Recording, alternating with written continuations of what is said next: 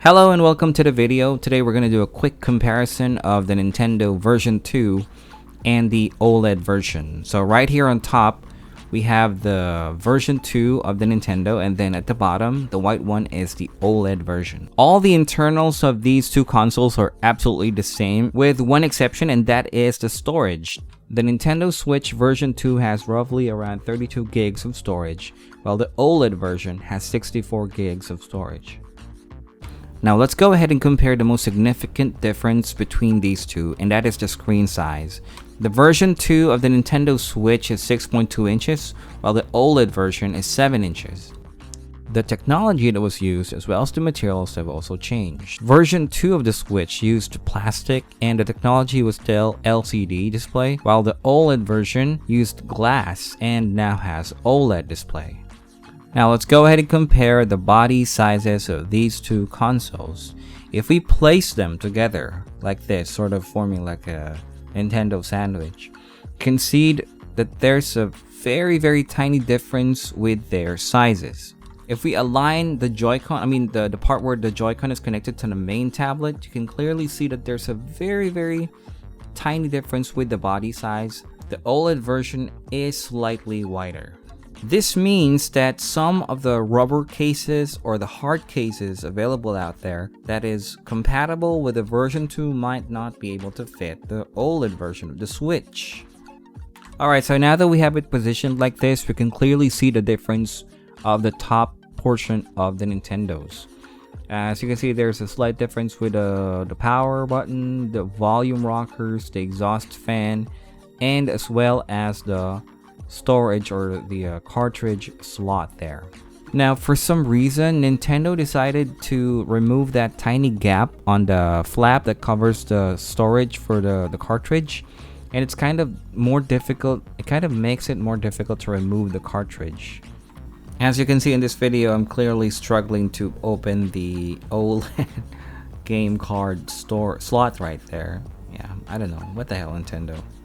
Alright, so now let's turn it over so we can see the back portion of the two Switches. As you can see, the one at the top, the OLED version, so there's not really much difference going on out there, except for the bigger, the smaller logo and all the details right there. It's all gone. One of the most significant improvement with the OLED version is the kickstand. It's now made of metal and it's much wider, so it can support your console much better. It's sturdier. It's made of metal compared to what it was before, in which case it was made of plastic.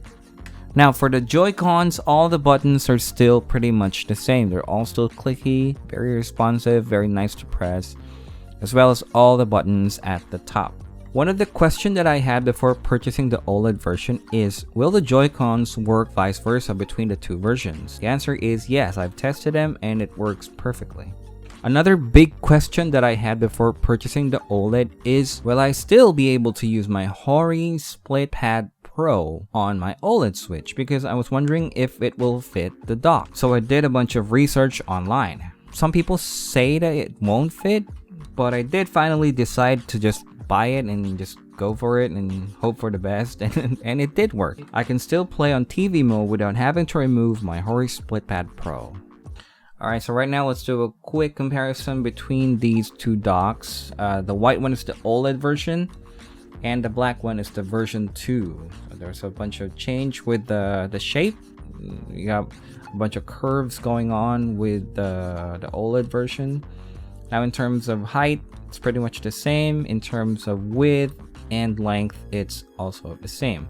The big difference is behind the dock. At the back of the version 2, we have the USB power socket, and then we have the HDMI and another USB slot for charging your devices. You can charge pretty much anything there, like your Pro controller for Nintendo. Now in the OLED version, we have a slightly different story. We still have the power socket, we have the HDMI socket, but we no longer have the USB. Instead, it's replaced by a LAN port or an Ethernet port, so you can connect through the internet wired. That way you can have a much stable and faster internet connection. that pretty much wraps it up for my short review of these two Nintendo Switches. I really hope you like this video, and if you do, please hit that like button and don't forget to subscribe so you can see more of my review videos in the future. If you have any questions, suggestions, or feedback, please leave it in the comment section below. Thanks everyone for watching and have a great day.